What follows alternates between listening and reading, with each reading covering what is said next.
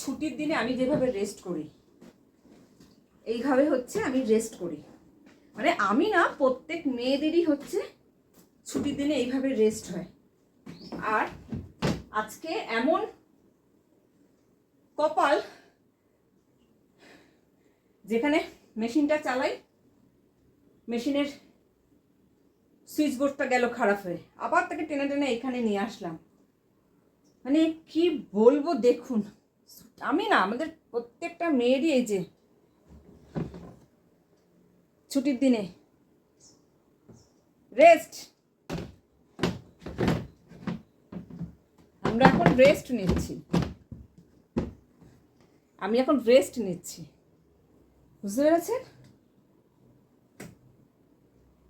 আমি এখন রেস্ট নিচ্ছি।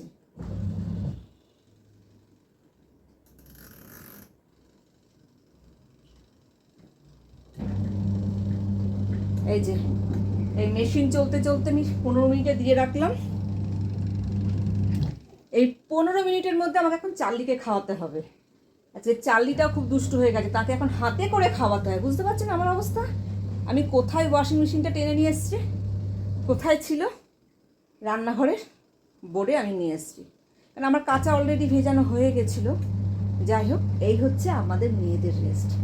আমি সকালেই একটা ভিডিওতে বললাম, ক্যালেন্ডারে দেওয়া থাকে যে আজকে ছুটি। আর আমাদের মেয়েদের ম্যাক্সিমাম, মানে বেশিরভাগ যাদের বিবাহিত মহিলা, এরকম কোনো ক্যালেন্ডার এখন অবধি আবিষ্কার হয়নি যে তারা রেস্ট নেবে।